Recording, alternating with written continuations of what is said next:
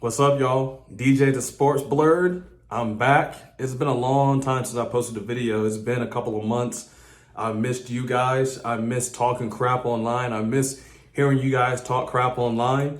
What a lot of you guys don't know is that I have a crazy schedule. I'm a finance manager, so I'm working anywhere from 50 to 60 hours a week. So it's hard for me to get up and make these YouTube videos, even if I really enjoy them. But I just, a lot of times I don't have the time. However, now that the season's back, I'm gonna try and get more regular with these videos just because I really like doing them. So without further ado, let's get into this, man. We have a great show today.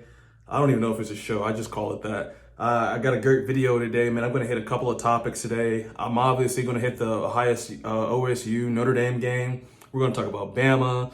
We're going to talk about the new top 5. We're going to talk about Georgia. We're going to talk about who I think is going to be, at least in my opinion, my 5 best teams.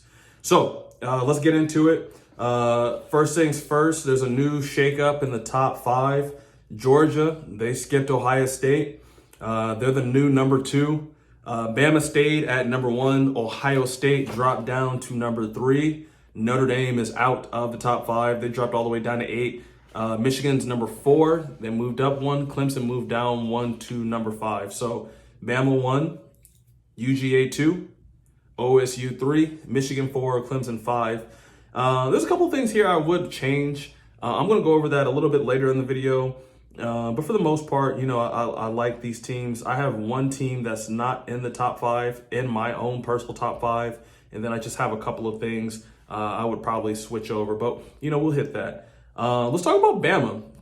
Bama, they have an MO. They schedule cupcakes. They might have one big name, in their non-conference schedule. But even that big name, I know they played USC a couple of years ago.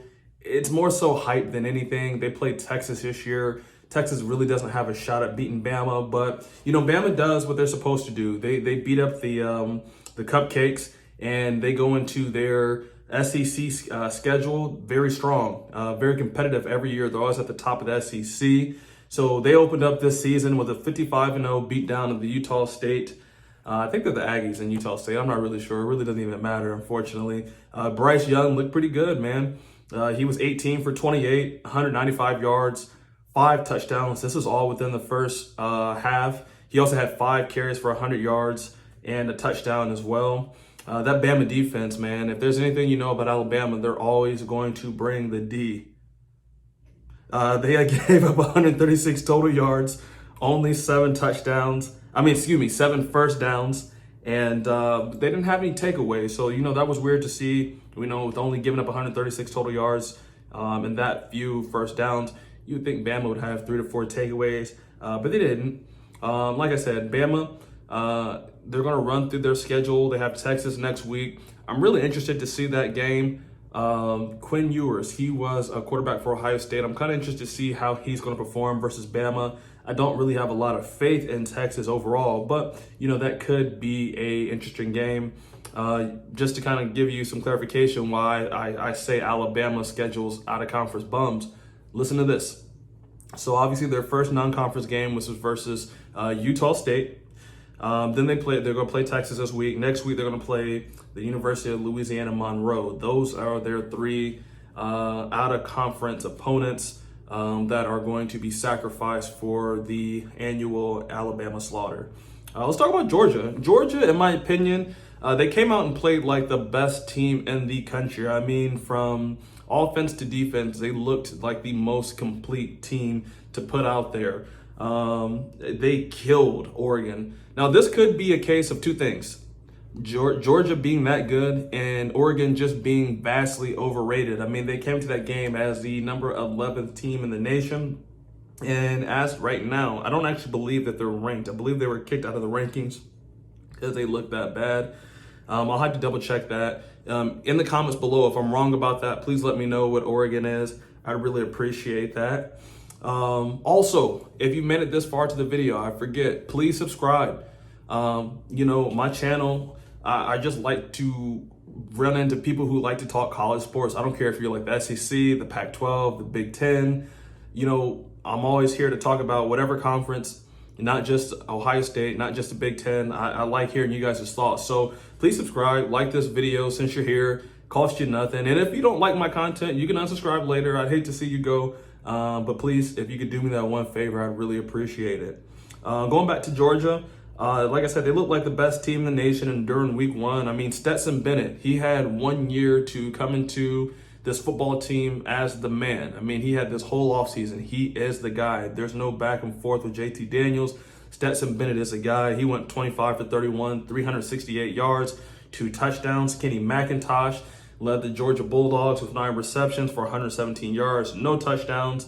And that Georgia defense was solid. I mean, they picked off Bo Nix twice.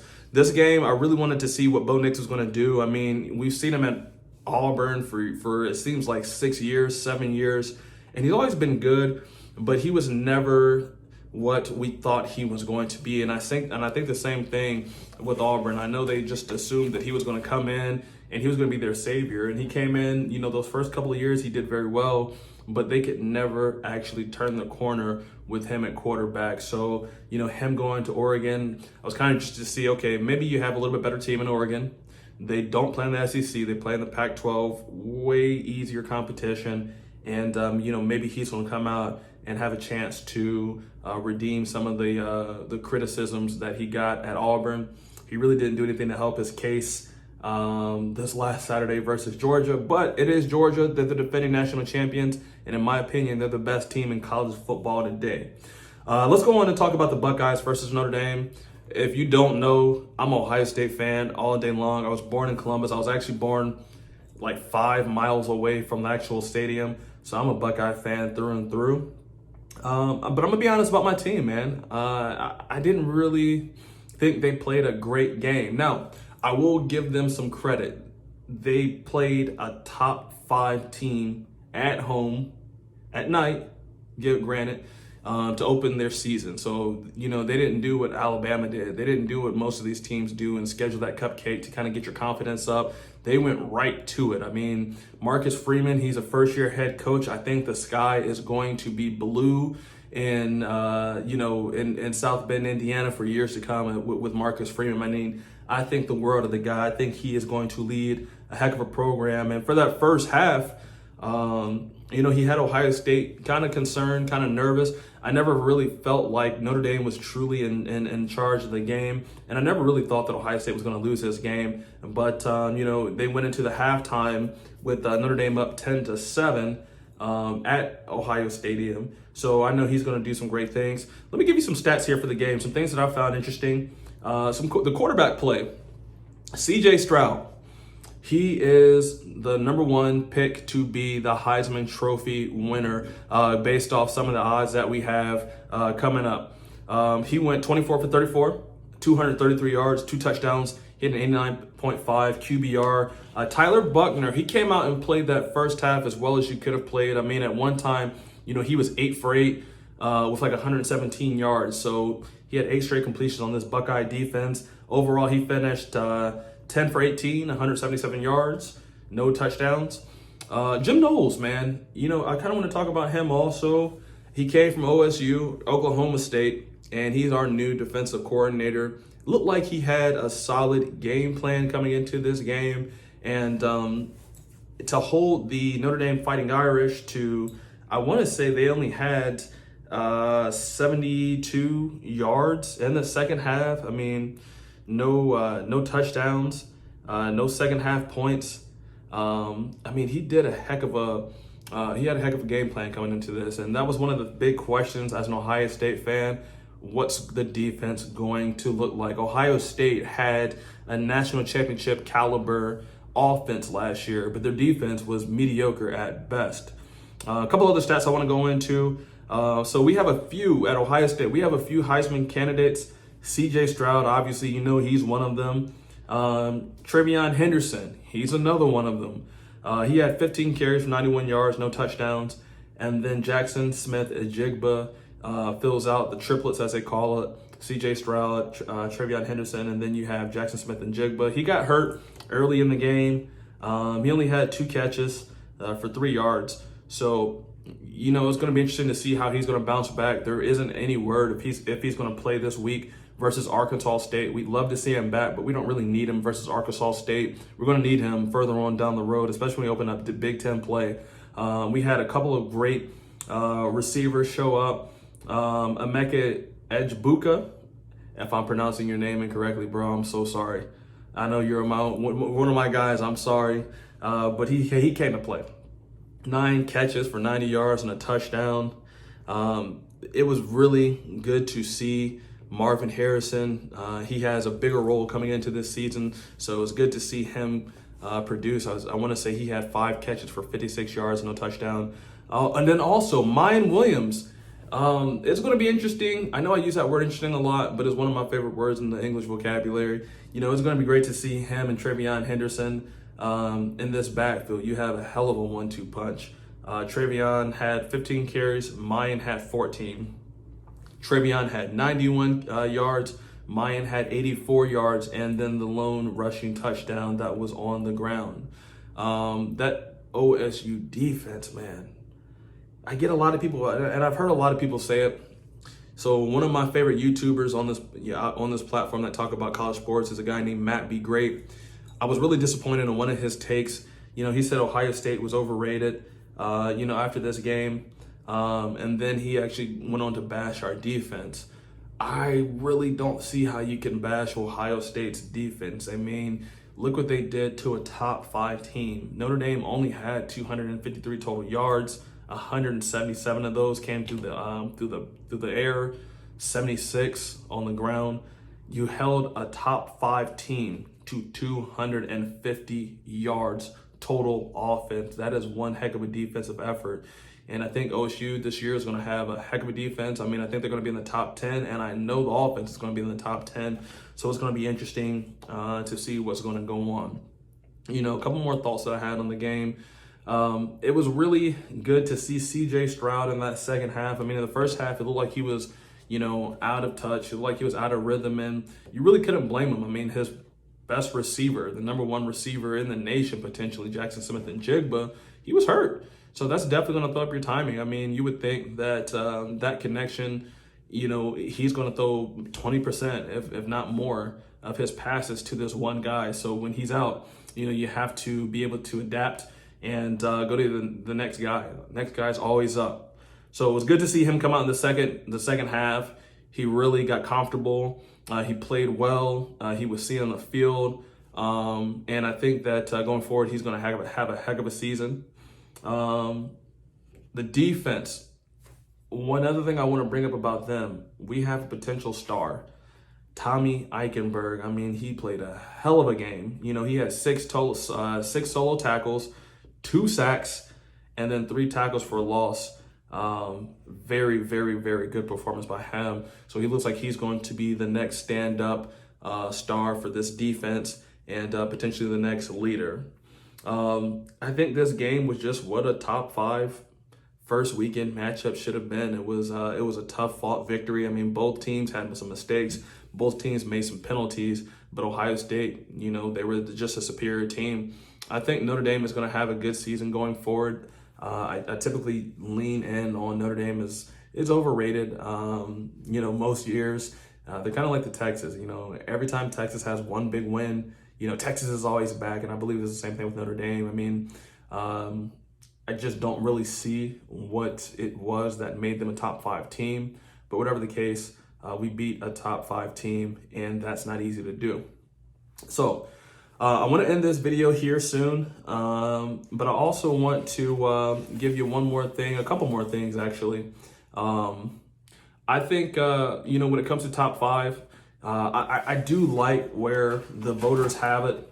Let's go over it one more time. Bama 1, Georgia 2, OSU 3, Michigan 4, and then Clemson 5. I would change it slightly though.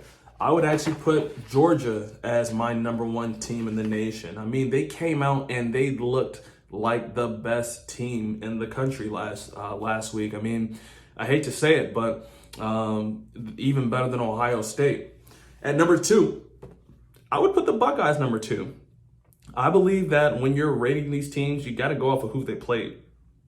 Alabama played nobody. They played Utah State. They were going to look good versus Utah State. I mean, hell, had Ohio State played the same team, the score might have been the same score, 55-0. I mean, they look great, but when you're not playing anybody, it's hard to judge your actual skill level.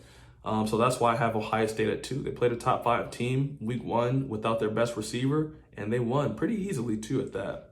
At 3, I will have the Alabama Crimson Tide. I mean, I'm putting them here based off of their impeccable resume.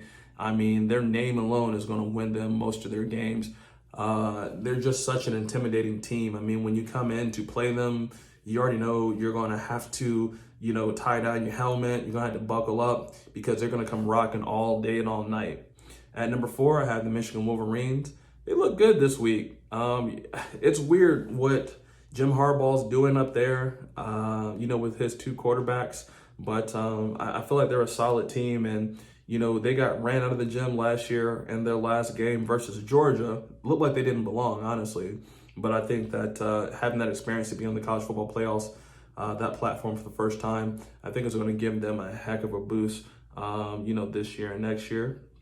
And then at 5, I don't have Clemson there. And this is why. I really think that Clemson has bigger issues. So Clemson was not very good last year. After Trevor Lawrence went to the NFL, you thought that DJ Ugalele or Who's Your Mama was going to have a great season. And I don't think he had a great season. I don't think he's going to have a great season this year. I think he's going to have good enough to go to the league. And then their new backup, I forget what his name is, he's going to come in and take DJ's spot. But I can't see them right now as a top 5 team. So I have Oklahoma as my top 5 team. I mean, I think that's going to be a sleeper team. They're going to be very dangerous. I mean, under a brand new coach, Lincoln Riley's in USC. USC looks really good, but brand new coach, Brett Venables from Clemson. I mean, he's a defensive guy. That's exactly what Oklahoma needed last year. They got Dylan Gabriel from UCF. He's a veteran quarterback. I like what they have to offer. So just to recap, Georgia, Ohio State, Alabama, Michigan, Oklahoma. So let me know what you guys thought about this video. Again, if you're still here and if you haven't, please comment, please subscribe, please like this video, please share it. Please let me know what you guys think. Please let me know if you think I'm right somewhere. Please let me know if you think I'm wrong somewhere. But as of right now, I got nothing left to say. It was great coming back here. I'm going to be doing a lot more consistent videos throughout the season. So I hope you guys join me and rock with me. Take care, y'all.